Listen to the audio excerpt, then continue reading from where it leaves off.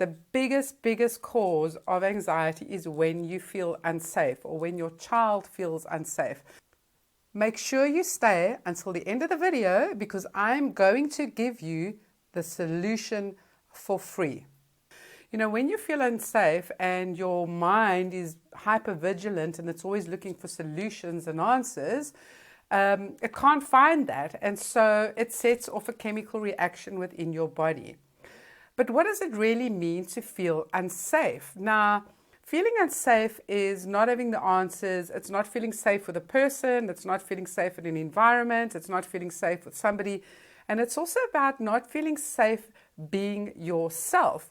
You see, because when you're a child and you are bullied or judged or somebody's really harsh or you've experienced harsh discipline, when you've had to be compared with other people, when your marks are all about the most important thing in your life and the pressure is put on you, if you are not allowed to express your opinion, if you're not allowed to express what your thoughts or have, you know, because somebody doesn't believe you or because they think you're being irrational or because whatever that other person is thinking, that causes you to feel like you are not safe because you can't trust the people in your life. You can't trust the people, you can't trust the environment, you can't trust the institution. So safety and lack of trust go hand in hand. So it's not only about not trusting other people, but it's not about trusting yourself. Because if you start thinking that there's something wrong with you because you have these feelings and emotions and thoughts and fears, you lose trust in yourself, right? How can you trust yourself when somebody else is telling you that what you're thinking and what you're feeling is not appropriate or it's not okay? You see, what happens with children is we tend to believe people who are stronger or bigger or more certain than us or older than us. Because when you're a little child, you are looking to those people to help you, to guide you, to keep you safe, to protect you, and to mentor you. But when that is absent and somebody shuts you down and says to you, you're being silly, you're being irrational, there's no monsters, under the bed, there's no whatever the child is saying, a child then starts to doubt themselves. And the more they doubt themselves, the more they distrust themselves, the more they don't like themselves, the more they aren't able to express themselves, and the more they don't even feel safe with themselves because who do I turn to? How do I turn to? I can't even turn to myself. I'm feeling these feelings. I'm feeling these emotions. I'm having these horrible thoughts. I can't express it because I'm told that I'm not right. I'm told that I'm being irrational. I'm told that it's a load of rubbish. So you can see now how not feeling safe and not having trust can cause anxiety. Now, the worst thing about anxiety and growing up with anxiety and it not being addressed and it not being corrected and it not, that child not being helped is that it becomes what we call a state. Now, what a state is, it's a state of being because the body and the mind and the brain then gets used to being anxious. So it becomes a state. Now, it's the same as depression. It's the same as anger. If you see a child that has experienced rage or anger as a child and they weren't taught or shown how to express that anger appropriately, or they were told that it was wrong to feel angry and they suppress it and they shove it down, it doesn't take it away. It doesn't heal it. It doesn't process it because it's like just putting it in a can, putting a volcano in a can and expecting it not to erupt.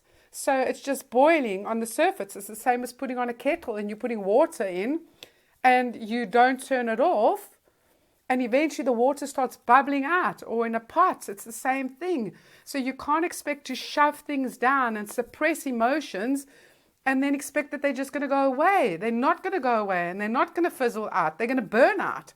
They're literally going to burn out like a kettle will burn out or whatever you put in a pot and you don't switch it off. And then it gets burnt because what else is it supposed to do? So emotions are the same thing. So coming back to that state, so when you live in a state of anxiety or you're feeling this anger and it turns to rage, you grow up as an angry child. You grow up as something that then becomes a state of being an angry person. We've all seen those people, right? They become grumpy. And it's also been said that depression is anger turned inside out. It's anger turned upside down, because you then become a victim, because you're like, I don't know what to do with this anger. I can't express it. I can't express the rage. So either you get two things happening, one of two things happening. You have this person that grows up exceptionally angry and becomes really grumpy and moody, emotions that eventually can explode, and that person will snap. Or you get the other scenario where somebody becomes depressed because they've accepted they can't do anything about it, so they enter into a state of victimhood. This happens to a lot of us. I remember it happening to me, because a victimhood state means that you feel hopeless and you feel helpless because you don't have the answers. You can't change your situation. And if it's too scary to express your anger or your rage, because there's consequences, like for me it was consequences. If I became angry, I would be punished, I would get a hiding, I would be sent to my room. So I then went into the opposite situation, which was then victimhood and depression. But no matter which of these two that you enter into, it doesn't change the underlying fact that your body is still feeling angry or feeling depressed or feeling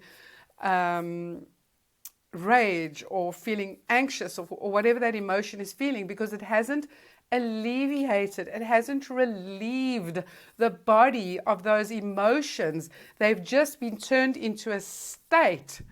So what do we do? What is the solution? So my solution to everything, first of all, is understanding where those emotions come from and why you have them. And this is where emotional intelligence comes in, because anger is a secondary emotion. Rage is a secondary emotion. Anxiety is a secondary emotion. Now, what do I mean by secondary emotions? We've got primary emotions and we've got secondary emotions. And the secondary ones are usually these ones that feel really horrible, but it's because of an underlying reason. It's because something else exists. So it's about finding out what is that primary feeling and why did that primary feeling start in the first place. So it could be, as I said, when you were shut down as a child, when you were bullied, when anything adversely happened or anything that was adverse and you weren't able to express your thoughts and your feelings and process that emotion. That's what the cause is. That's when it happens. So what is the solution? As I said, to develop emotional intelligence. Now, I have a course, the foundational course of emotional intelligence, which helps you and your child to identify the feelings, to identify the emotions, to identify where they come from, the beliefs, because most of our emotions, when something adverse happens and you ruminate on it and you think about it constantly, it turns into a belief. What is a belief? A belief is like a series of thoughts and assumptions that you keep reinforcing, and it becomes a belief. So if somebody keeps telling you you can't express your anger, or it's wrong to feel that way, or it's not okay, you are then going to believe that you are abnormal, that your emotions are abnormal, and so you're going to live that out for the rest of your life. That's how beliefs are formulated, and then they get lived out unconsciously. So those are what beliefs are. So coming back to this course, and stay with me because I'm not going to charge you anything for this course. The course that I would like to offer to you covers all of that. We look at emotion literacy, feeling literacy. As I said, the causes, we look at values, we look at the personalities, your personality, your child's personality, everything that makes up who you are and why you and why they behave the way they do, why your emotions make you do the things that it makes you do.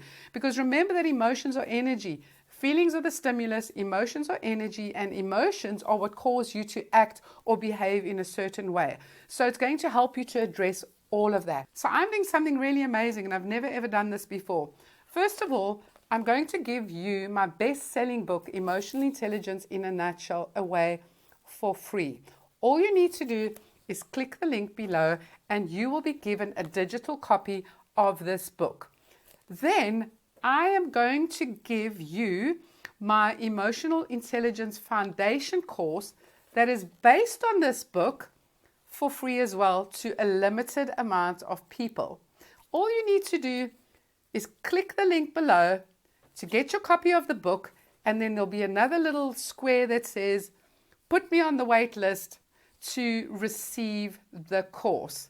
And I can promise you now, if you follow the steps in this book, if you follow the steps in the course, you are going to be able to not only change your situation, the way you feel about your emotions, the way you feel about yourself, but you're going to be able to help your children to do the same.